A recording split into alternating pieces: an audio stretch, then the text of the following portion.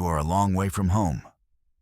The cockpit of your scout ship, the Stargazer, is your entire world. It is a small sphere of light and warmth. Outside, the universe is cold and vast. You are the tip of humanity's spear. You are a single point of light pushed into the dark. Your mission is simple on paper. It is terrifying in practice. You must enter the Ghost Nebula. You must chart its currents. You must understand its strange energies.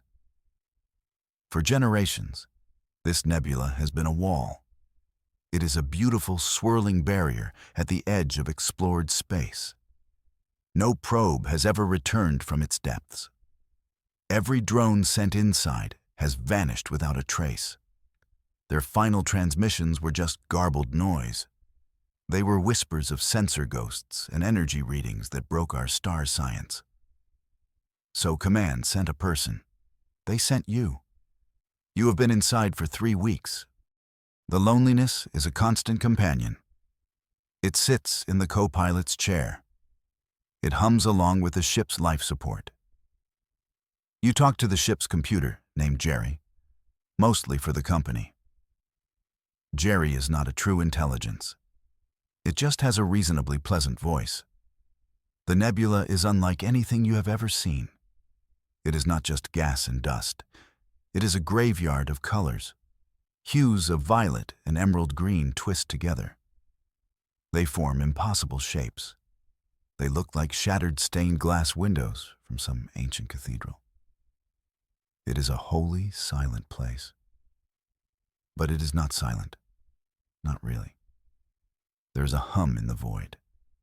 It is a feeling more than a sound. It vibrates through the hull of your ship. It makes the teeth in your jaw ache. It is the source of the sensor ghosts. It is the reason you are here. Your ship's console flashes with data. Most of it is nonsense. The nebula plays tricks with light and energy. It creates phantom signals. It mimics the signatures of starships where there are none. It projects asteroid fields that are not there. It is a hall of mirrors, 1,000 light years wide. You have learned to ignore your sensors. You have started to navigate by instinct. You feel the pull of the real masses. You learn the texture of the void. You are becoming a part of the madness. You are making sense of it by letting it inside your head. This is what the machines could not do. Your eyes drift across the main view screen. The swirling colors are hypnotic. You feel a strange sense of peace here. It is a dangerous peace. It is the kind of calm that comes before a storm. You are a sailor on an endless, beautiful sea. You know there are monsters in the deep. Your hand rests on the throttle. The Stargazer is a good ship. She is small and fast. She was built for exactly this. A lone operator on a mission of discovery. The ship's coffee maker is also top of the line. You decided that was a mission-critical system. You push deeper into the nebula's heart. The hum grows stronger. It feels like a heartbeat now. A slow, powerful pulse that echoes in the space between stars. You are getting closer to the source. You are getting closer to the answer. Whatever it is. The ship's computer beeps. A calm, synthetic tone. Unidentified energy signature detected, Jerry says. You have heard this 1,000 times. It is probably another ghost, another echo in the stellar dust. You have learned to dismiss them. But this one feels different. The hum in your bones changes its rhythm. It sharpens. It focuses. This is not a random echo. This is a deliberate signal. Your heart begins to beat faster. It matches the new, quicker pulse of the nebula. You check the long-range scanners. They are a mess of static and phantom readings. They show a fleet of ships one moment. They show nothing the next. Useless. You tap the console, trying to get a lock. You are flying blind. You are trusting only your gut. And your gut is screaming at you. It is telling you that you are no longer alone. The feeling is cold and sharp. It cuts through the lonely peace. The owner of this place is finally looking at you. You have knocked on the door. Now, something is about to answer. Suddenly, the universe goes quiet. The constant hum in the nebula vanishes. The vibration in your ship's hull stops. The silence is shocking. It is more terrifying than the noise. It is the sound of a predator holding its breath. Then the alarms begin to scream. Every light on your console flashes red. The proximity alert shrieks. The weapon's lock tone wails. Jerry's voice loses its calm. Massive fleet signature detected, it says, its tone strained. Multiple contacts. Direct intercept course. You look up at the view screen. Your blood runs cold. The swirling colors of the nebula are gone. They are blocked by a wall of ships. 1,000 of them. They appeared from nowhere. They fill the void in front of you. An armada of impossible warships. They are unlike any design you have ever seen. They are not human. They are not from any known alien race. They are sleek and black. Their hulls are made of a material that reflects no light. They are shaped like obsidian knives. They are built for one purpose: war. Your ship's computer is rattling off statistics. Each one is a nail in your coffin. 1,024 hostile vessels, Jerry says. Their energy signatures exceed our database limits. Their shield technology is unknown. Their weapon arrays are charging. The odds are not just bad. They are non-existent. You are one small scout ship. You are facing an entire battle fleet. This is not a fight. This is an execution.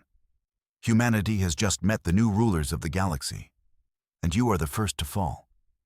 This is how it ends. Out here in the beautiful, terrifying dark. Your hands are frozen on the controls. Your training screams at you to run, to send a distress signal. But where would you run? How could you escape something that can appear out of thin air? A distress call would only be your obituary. You look at the fleet. They are silent. They are still. They just hang in space, radiating menace. It feels personal. It feels like they materialized specifically for you. A welcoming party at the end of the universe. It is almost a little flattering. Tactical options are zero, Jerry states plainly. You could have told him that. Defensive maneuvers are futile. Evasive patterns are predicted to fail. Thanks for the vote of confidence, Jerry. You always know just what to say. The lead ship is a monster. It is 10 times the size of your little stargazer. It could swallow you whole and not even notice. Its forward hull is a single, sharpened point. It is aimed directly at your cockpit, at you. You stare into the face of your own extinction. You think about home. You think about everyone you know. They will never know what happened. You will just be another ghost, another scout who went into the nebula and never came back. The mystery will remain. But then, you feel it again. The same feeling you had before. A tiny, nagging inconsistency. Something is wrong with this picture. Your fear is real. The threat feels real. But the ships do not. It is a gut feeling, an itch in your mind that you cannot scratch. Your logical brain tells you that you are dead. It tells you to accept it. But your instinct, the same instinct that has kept you alive for weeks, is telling you something else. It is telling you this is a lie. The ships are too perfect. Their formation is too precise. Not a single vessel is out of alignment. They are like a picture printed onto the stars. There is no engine glow, no exhaust trails, no minor course corrections. They are statues. The light from their weapon ports is steady.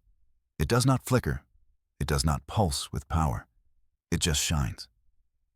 It is like a decorative holiday light, threatening in theory, but not quite convincing up close. It is a bluff. It has to be a bluff. You make a decision. It is the single craziest choice of your life. It goes against every regulation. It goes against every instinct for survival. But it feels right. It feels like the only move you have left to make.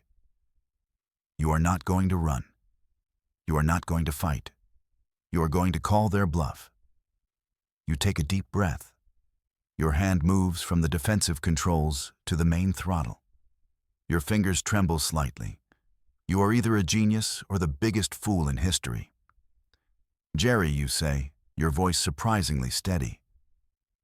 Take us forward. Standard cruising speed. Straight ahead. The computer seems to hesitate. For a machine without feelings, it sounds confused. Commander, that course leads directly into the enemy fleet. I know, Jerry, you reply. Do it.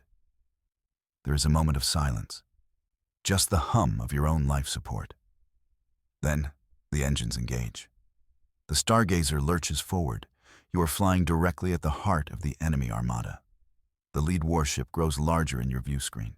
It fills your entire field of vision. The glowing weapon ports are like 100 angry eyes. They promise total annihilation. Any second now, you expect to be vaporized. You expect a flash of light, and then nothing. But there is no flash. There are no weapons fire. The ship just gets bigger and bigger. Your own ship's alarms are still blaring. The computer is still screaming about collision warnings. You close your eyes. You brace for an impact that will tear you apart. You feel a slight shimmer. A strange, tingling sensation passes through the hull of your ship. It is like flying through a curtain of static. Then, it is over.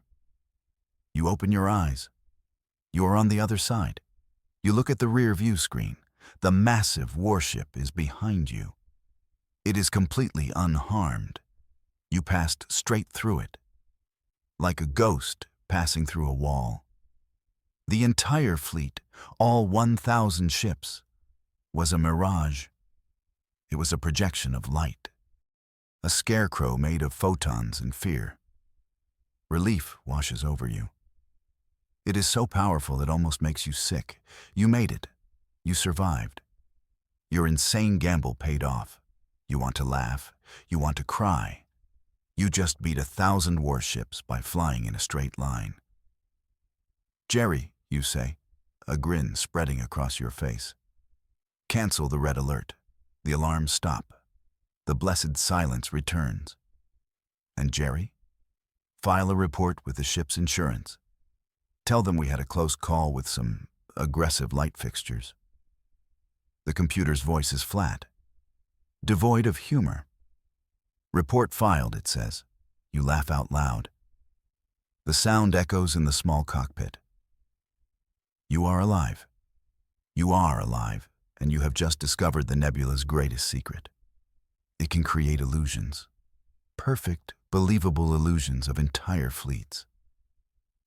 But your laughter dies in your throat. The relief vanishes as quickly as it came. A new, colder feeling replaces it. The Mirage is gone. The 1,000 phantom ships flicker out of existence, one by one. The view screen is once again filled with the swirling colors of the Nebula. Almost. The space directly in front of you is no longer empty. The illusion was hiding something. The ghost fleet was a distraction. A curtain pulled across a stage. Now, the curtain is down, and you can see what was waiting in the wings. It is a single ship, but your heart sinks faster and farther than it did before. The 1,000 warships were terrifying. This one vessel is something else entirely. It is a presence. It is a weight in the fabric of space. It feels ancient. It feels final. It is not black like the phantom ships. It is a deeper color, a shade of nothing that seems to suck the light out of the nebula. It is a hole in reality, a perfect silent sphere. It has no visible engines, no windows, no weapons. It is utterly featureless. A ball of absolute night. Your sensors, which screamed at the illusion, are now eerily quiet. They cannot get a reading. The ship does not reflect any energy you send at it. It does not emit any either. It is a gravitational anomaly, a question mark carved into the universe. This is the true guardian. This is the source of the hum. This is the mind behind the Mirage. The fleet was a scarecrow designed to frighten away birds. You are not a bird. You did not flee. So now you have to face the farmer. The sphere does not move. It just hangs in the void, watching you. You can feel its attention. It is a cold, analytical pressure against your mind. It is not angry. It is not aggressive. It is just looking, studying you, the way a biologist studies a new life form. You understand now. The probes that vanished, the drones that were lost, they were not destroyed. They were probably just observed, examined by this silent, patient entity. And then they were likely discarded. You have a terrible feeling you are next. There is no doubt in your mind. This thing is real. It is solid. Flying through it will not be an option. Its silence is more menacing than any threat. The phantom fleet shouted its power. This sphere whispers it, and the whisper is deafening. You have what you came for. You have the truth.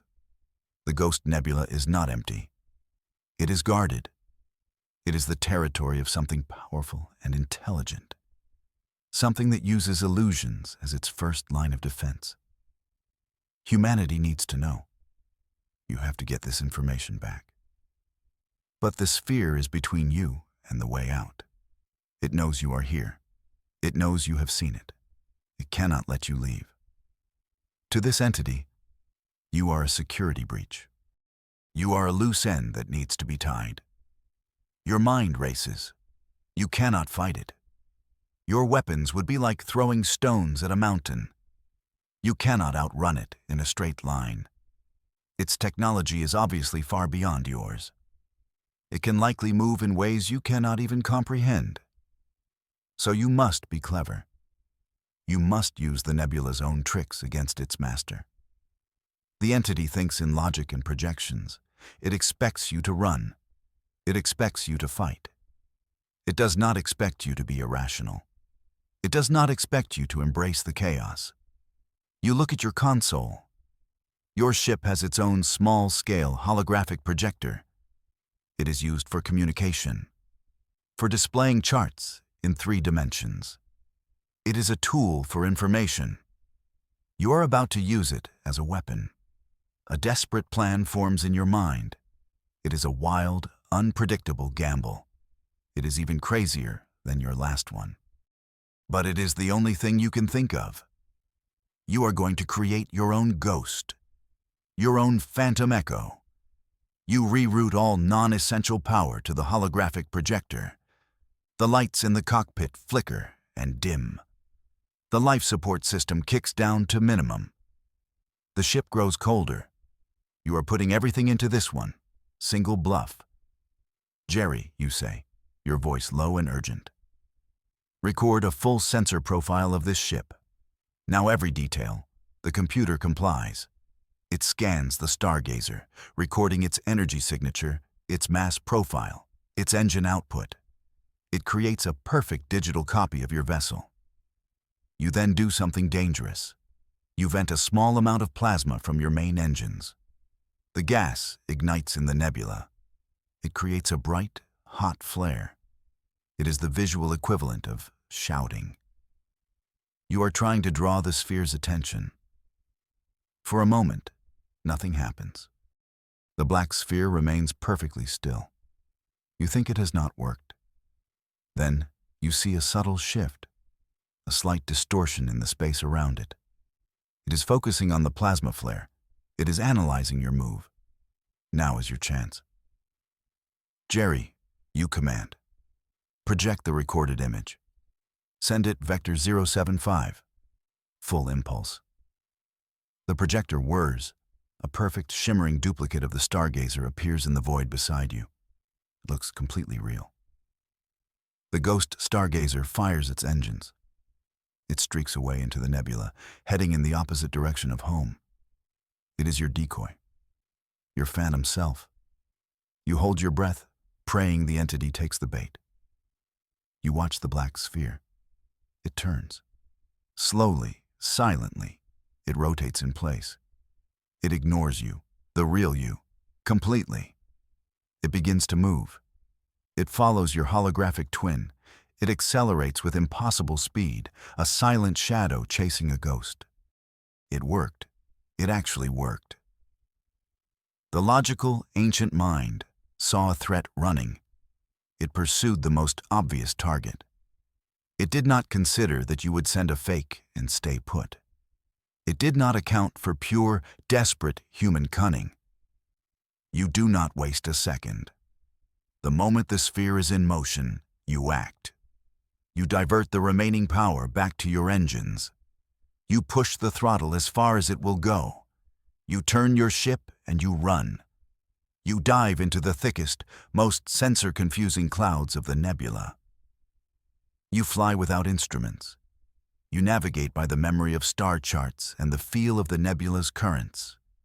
You weave through glowing gas clouds. You skim past crystalline structures of ice and dust. You become a ghost yourself, a real one this time. You look at your rear scanner. The sphere is gone. It is still chasing your phantom echo deeper into the nebula. You have a head start. It might be minutes, might only be seconds, but it is time you did not have before. The stargazer groans under the strain. The engines are running hotter than they ever have. You are pushing the ship to its absolute limit. Every rivet and plate is vibrating. But she holds together. She's taking you home. You clear the outer edge of the ghost nebula. The view screen changes from swirling colors to the familiar, comforting black of normal space. The stars are clear and sharp. You are out. You are safe. For now. A wave of exhaustion hits you. Your body finally registers the stress of the last hour. Your hands are shaking. Your forehead is slick with sweat. You lean back in your chair, your breath coming in ragged gasps. You did it. You went into the dragon's lair. You saw the dragon. And you escaped with your life. But you also brought back its secret. You carry a truth that will change everything. Humanity is not alone. And the neighbors are very, very strange. You set a course for the nearest military outpost, Armstrong Station. You engage the faster-than-light drive. The stars outside your window streak into lines of pure light. You are finally on your way home. But the image of the silent, black sphere is burned into your mind. It is a memory that will haunt you forever. You have a story to tell. Now you just have to find someone who will believe it.